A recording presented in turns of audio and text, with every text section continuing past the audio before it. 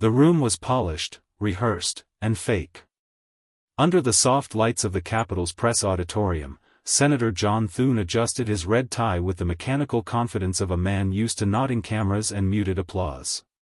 He cleared his throat and leaned forward at the podium, flanked by establishment Republicans too afraid to blink out of rhythm. The press leaned in. "We can't keep following a man who turns every political decision into a circus act," Thune said flatly. "This party needs leadership, not showmanship. Trump's era is, well, it's expired." There was a pause. Enough for the quote to be clipped, captioned, and weaponized. Karoline Leavitt, watching backstage, didn't blink. She'd heard insults before, lazy ones, mostly. But this one was different. This wasn't just about Trump. This was about erasing the very movement she and millions had built from town halls to Twitter wars. Her fists clenched, not from anger, but precision. As the reporters swarmed Thune like flies over yesterday's dinner, Karoline stepped out into the light with the poise of someone who didn't just know the game, she rewrote it. Without being introduced, without waiting for her name, she took the second mic. "Senator Thune," she began, her voice calm, too calm, "you've been in Washington so long, you think loyalty is a liability and backbone is optional."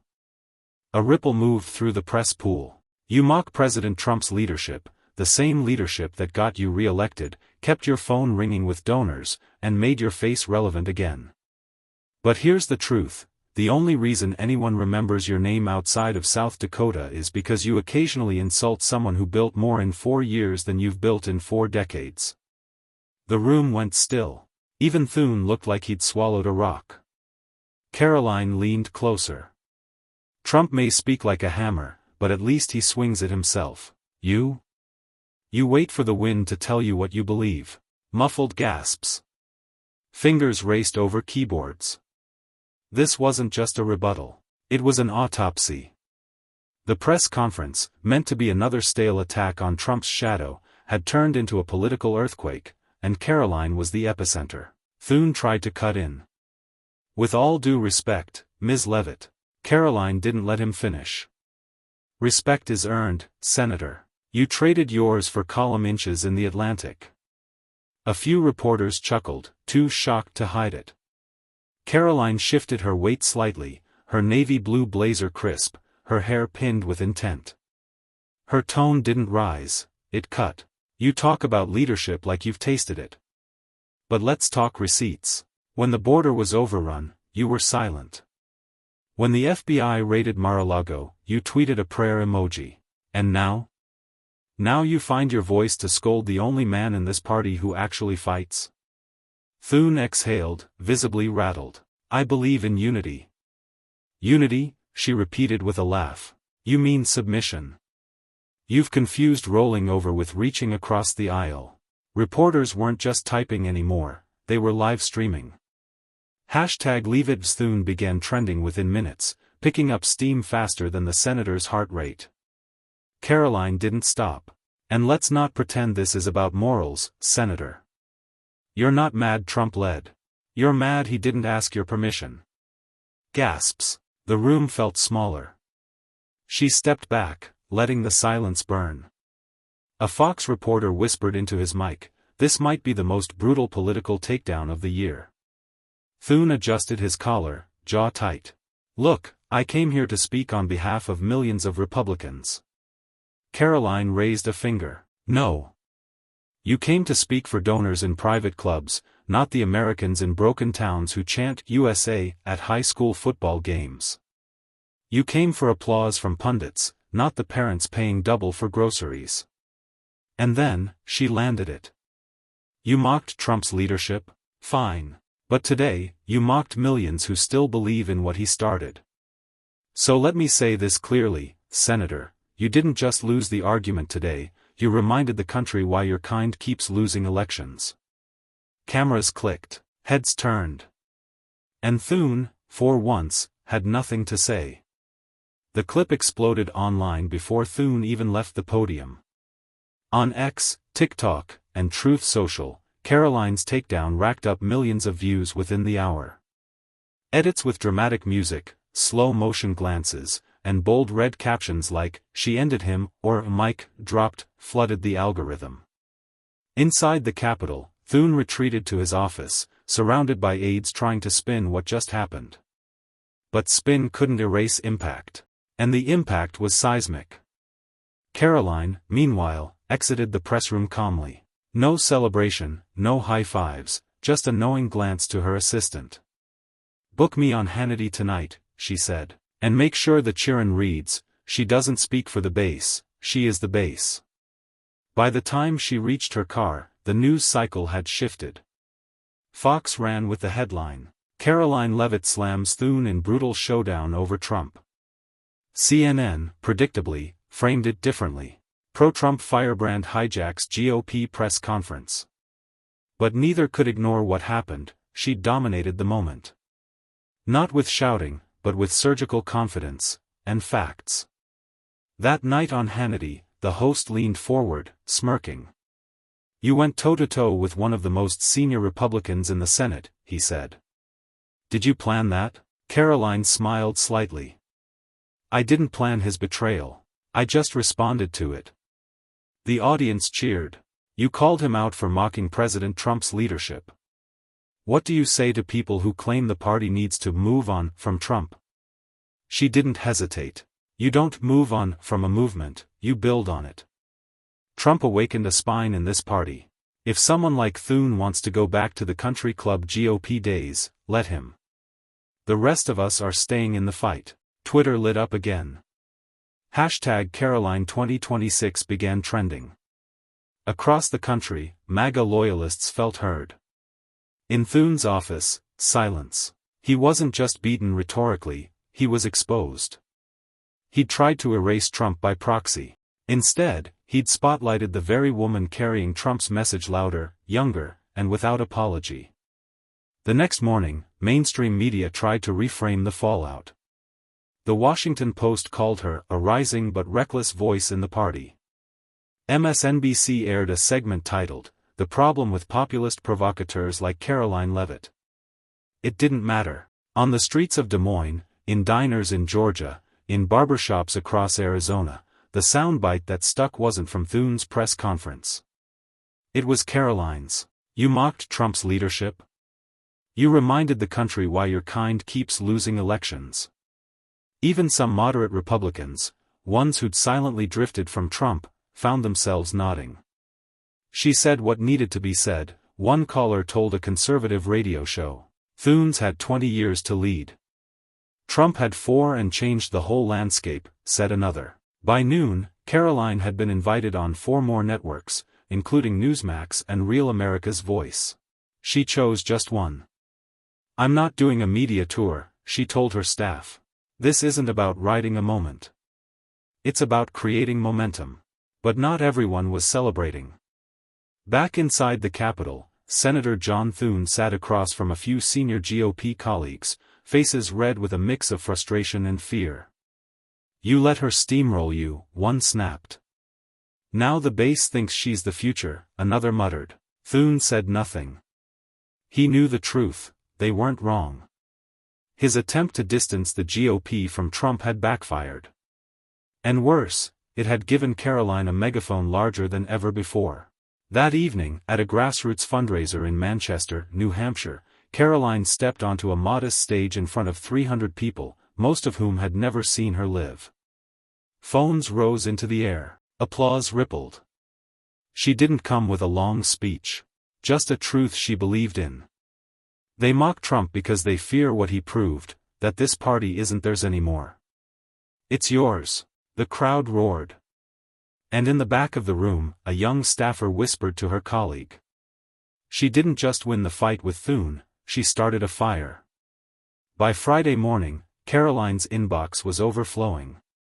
Veterans groups, local conservative chapters, college Republican clubs from Ohio to Florida. Even a handful of undecided voters wrote, "I didn't vote for Trump in 2020.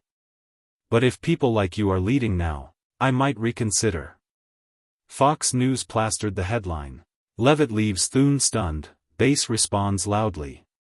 On X, hashtag mocked existence was trending with over 40,000 posts and counting. Karoline's name was everywhere. But she wasn't just going viral, she was becoming the voice. That same morning, her phone lit up. "You buried him, Karoline," came Trump's voice on the line, deep and unmistakably pleased. "He mocked me, and you reminded everyone who commands the room. I want you in Iowa next week. Prime slot." Karoline smiled. "Let's give them something to remember." Meanwhile, inside Capitol Hill, Senator Thune's office was in shambles. Aides rushed in and out, slapping memos on desks. CNN, The Atlantic, and Politico were all running headlines like "Thune's crisis of credibility." His digital strategist tossed her phone onto the table. "Senator, we're bleeding support online. Even your usual donors are forwarding memes of Karoline quoting Reagan at you." Thune sat in silence. "She's just a kid," he muttered. But his voice didn't sound angry. It sounded afraid. Later that afternoon, Karoline appeared on a New Hampshire radio show. The host didn't pull punches. "Thune mocked Trump. You mocked Thune. What's your endgame?" Karoline's answer was cold steel. "It's not about mocking. It's about reminding this party that Americans don't want politicians who play nice. They want someone who'll fight like hell for what they believe." The soundbite went viral. 3 million views in under 12 hours. Karoline wasn't following the wave anymore. She was the wave. Saturday morning. Des Moines, Iowa. The air was sharp and cold, but the energy in the packed conservative rally was electric. Red, white, blue banners rippled above the crowd, country rock blared through speakers, and homemade signs reading, "Karoline 2028, waved in every direction. Karoline stood backstage gripping her phone, staring at the latest headline. "Thune cancels weekend appearance following online blowback." She didn't smile. She didn't need to. Her game was different now. Behind her, a volunteer whispered, "Ma'am, you're up in 5." She nodded, straightened the navy blue blazer, the same one she wore in every major confrontation, and stepped toward the curtain. As she walked out, the crowd roared. And then it grew louder. Because President Trump had walked out right beside her. He didn't speak first. He just raised her hand like a fighter who'd won a title match. Then, into the mic, with that classic grin. They said she was too young, too green, too soft. He turned to her. Well, they weren't watching closely enough. Karoline took the mic, adjusted it, and without skipping a beat. Senator Thune mocked the leadership of a man who redefined politics. And in doing so, he mocked every American who felt seen for the first time in decades. The crowd erupted. People rose to their feet. He thought mocking Trump would make him look brave. Instead, it made him look small. This wasn't just a campaign stop anymore. It was a televised takedown, live. Across newsrooms, pundits scrambled to reframe the narrative. MSNBC called it a concerning rise of performative politics. CNN labeled her dangerously persuasive. But Fox News? They simply played the clip on loop. Behind the scenes, Thune's team was unraveling. His lead advisor slammed his laptop shut. "We can't spin this. She's not just clapping back, she's defining the party's emotional core." By evening, Karoline was trending again, not for a soundbite, but for a movement. A tweet went viral. "Karoline Leavitt doesn't answer to the GOP elite. She answers to us." Even rivals were forced to acknowledge the shift. Florida Senator Rick Scott, who'd previously kept his distance, posted, "Whether you agree with her or not, Karoline Leavitt is one of the most effective communicators in the country right now." Karoline sat in her hotel suite, legs tucked under her, still in that navy blazer. Her phone buzzed non-stop, but she only looked up when her husband walked in with coffee. He looked tired, but proud. "You know what you did today?" he asked. She nodded. "I showed them what happens when you underestimate a woman who isn't afraid to fight back." By Monday morning, Capitol Hill was buzzing. Not with policy, not with hearings, but with whispers. Did you see what Leavitt said? Trump didn't even have to speak. Thune's finished with the base. The halls of the Senate echoed with an unfamiliar tension.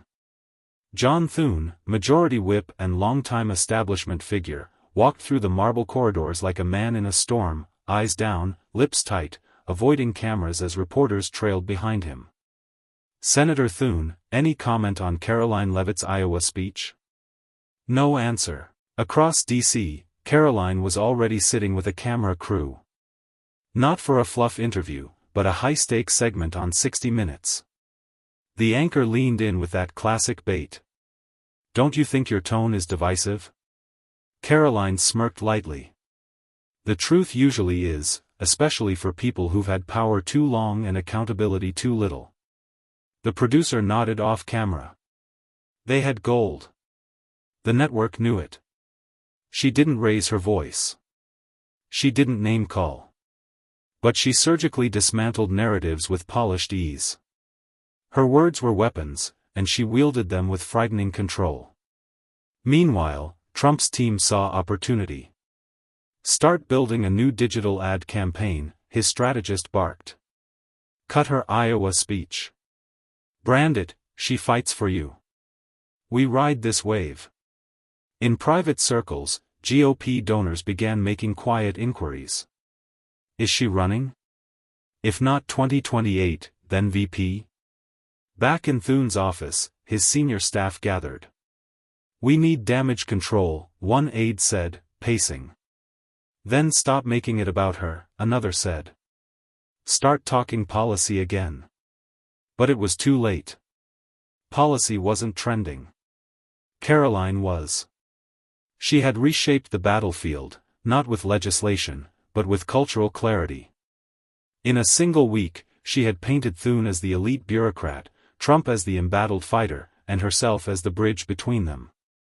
That night, on Twitter, now simply X, Karoline posted a single clip. A close-up of her at the rally, saying, "Mock the man, mock the movement, but don't be shocked when we answer louder than you can handle." The video hit 8 million views by morning. MSNBC tried damage control, with a panel segment. She's dangerous because she makes rage look reasonable, one analyst snapped. But the truth? She wasn't raging. She was calculating. Precise. Ice in her tone, fire in her argument. Even in late-night circles, she became the center of monologues. Stephen Colbert joked, Karoline Leavitt talks like someone who took debate club, constitutional law, and a shot of espresso to the face, all before breakfast. But with every joke, her profile grew. In the Trump orbit, one thing became clear. This wasn't just a comeback season. It was a handoff. And Karoline? She wasn't just picking up the torch, she was setting the rules of the next era. A new week. A new power dynamic. Karoline Leavitt was no longer just a bold voice. She had become a cultural event.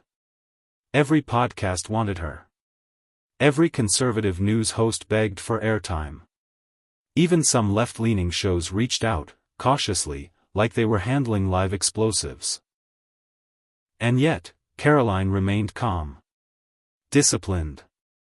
Strategic. She declined most of them. Instead, she released a short video from her office, just her, a navy blazer, the now iconic silver cross, and an American flag in the background. You don't win a fight by screaming, she said. You win by staying sharp while the opposition flails. That's what happened last week. And it's only the beginning. Within an hour, the video hit 1 million views. John Thune, meanwhile, faced mounting silence. Not backlash, not outrage, just disengagement. The base didn't hate him. They had simply stopped caring. That was worse. A National Review column made it clear. Thune may still hold the title, but Karoline controls the conversation. Even Senate staffers admitted it quietly over drinks. She cracked the code, one aide said at an upscale bar in D.C. She made being the outsider feel smarter than the insider. Behind closed doors, RNC strategists adjusted their 2026 playbooks. "We need her endorsements," one consultant said. "She doesn't even have to run, she just needs to show up." Trump noticed too. He invited Karoline to Mar-a-Lago for a private dinner. Seated under gold chandeliers, between bites of steak, he leaned in. "I've seen them all," Trump said, voice low. "You've got something most don't. You know how to hit without whining. How to win without backing down. I like that." Karoline smiled, polite but firm. "Thank you, Mr. President. I don't do it for praise.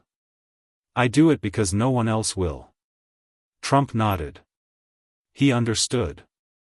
Later that night, Karoline stepped outside the estate, looked up at the sky, no lights, no cameras.